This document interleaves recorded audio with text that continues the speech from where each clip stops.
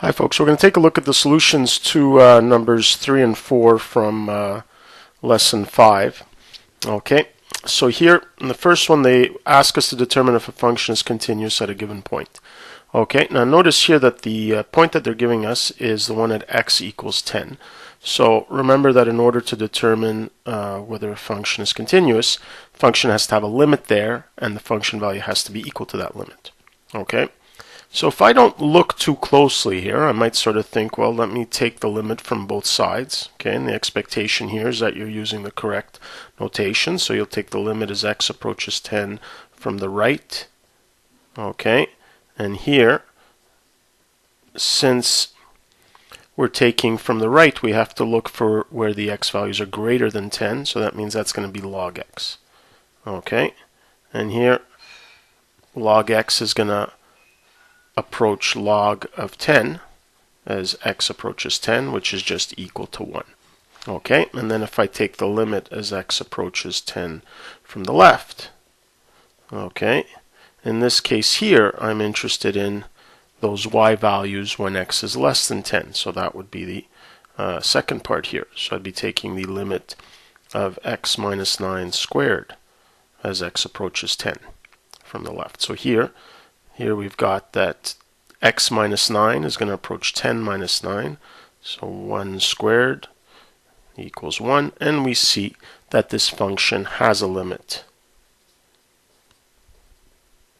at x equals 10. Okay? However, that's not enough in order for it to be continuous. We also need f at 10 to have the same value of 1. And this is where you run into trouble because you realize this function is not defined at 10. Okay? Now, had you noticed that right away, you could have just made that claim right away that, well, this function is not even defined at x equals 10, hence it can't be continuous here. Okay?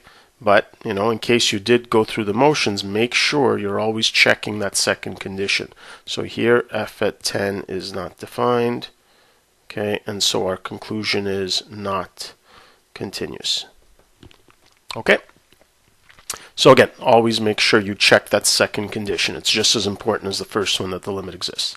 Okay, so now when we take a look at f at x here, we see an absolute value. And the issue is that the x value at which we're interested in determining continuity is exactly where this expression, you know, has an issue. Okay, where x minus 1 changes sign. Okay, so the expectation here is that you're going to have to write this as a piecewise function so that you can take the limit, you know how to take the limit from the left and right. Okay, so I'm going to write this as a piecewise function. Okay, now here, so I'm going to take two scenarios. I'm going to take x greater than 1, or I'm going to take x less than 1. Okay, so when x is greater than 1, this expression inside the absolute value is going to be positive. So this can just be written as 2 plus x minus 1. Okay, it doesn't change over x.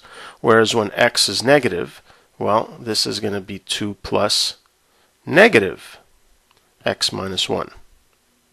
Okay, kind of using all these brackets just to indicate that wherever I see this absolute value of x minus 1, here I need to replace it by the negative of that input. Okay, because here we're assuming x minus 1 is negative. We add a negative sign in front to make it positive. Okay, now here we notice that at x equals 1, this does have a value. Okay, so here it's 2 plus, well, 1 minus 1 is 0 as expected, so it's just 2 over 1 is 2. Okay, and we see here that regardless of which one I input x equals 1 into, they both give me the same answer. So I can put the equal sign here or there, won't make a difference. I'll just put it there for fun.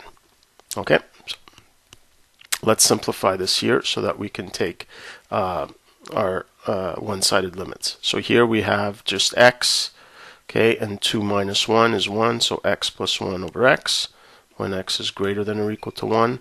And here we've got a negative x. Okay, and here we have 2 minus negative 1, so we have plus 3 over x, and that's when x is less than 1. And so now I can take my limits limit as x approaches 1 from the right. Okay, and here, since I'm approaching 1 from the right, I'm going to use this expression where the x's are slightly larger than 1. Okay, so x plus 1 over x. Okay, and now here the numerator is approaching 1 plus 1, which is 2, and the denominator is just approaching 1, so my limit is equal to 2. Okay, and I do the same thing from the left. In this case here, though, I'm going to be using the second expression, okay, because I'm to the left of 1. So here, negative x plus 3 over x, and this limit can be calculated easily because the numerator approaches negative 1 plus 3, which is 2, and the denominator again approaches 1. So we see here that this function has a limit. So here, limit as x approaches 1 of f at x exists. Okay, and it's equal to 2.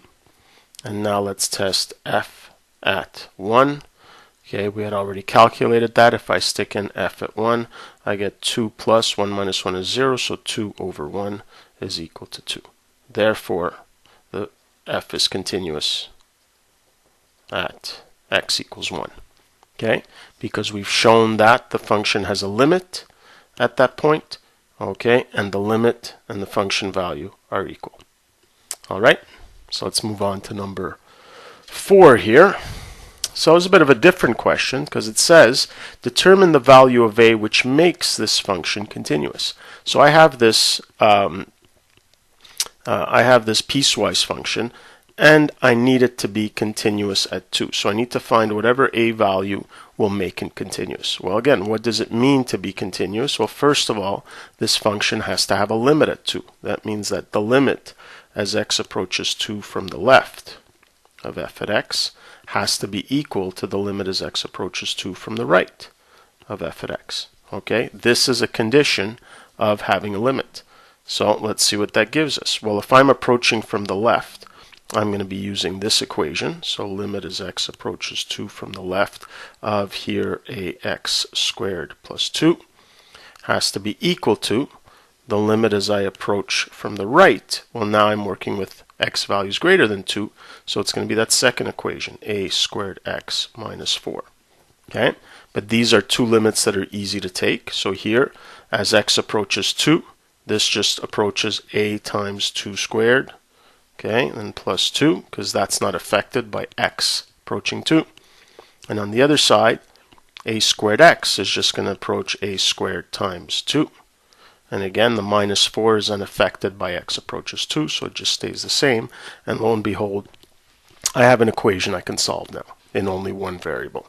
So let's just simplify here. 2 squared, so 4a plus 2 equals 2a squared minus 4. And I realize here that I've got a quadratic equation in a. So I might actually have more than one answer. So I'll bring everything to the right-hand side. So I've got 2a squared minus 4a, and negative 4 minus 2 is negative 6. Okay, make my life easier here. I notice that I've got a common factor, so I might as well factor it out. So a squared minus 2a minus 3. Okay, and this actually looks like a nice, easily factorable quadratic. So this is going to be a minus 3 times a plus 1. And so now we see that we actually have two possible a values. So a can be equal to 3, or a can be equal to negative 1. Okay? And so these will, and since in this example here, the function value is defined by that first equation at x equals 2, we know that the limit will equal the function value. Okay, so let's just do a recap of the common themes here. Okay, so number one, when you're working with a function that's given as a piecewise function or can be written as a piecewise function, okay, make sure you're using the correct terminology of taking the limit from both sides, okay, as one-sided limits. Okay, and same thing here. And number two, make sure that both of the conditions of continuity are checked.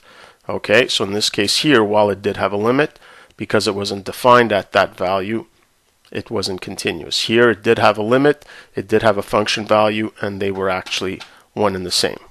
Okay, so in the end, everything worked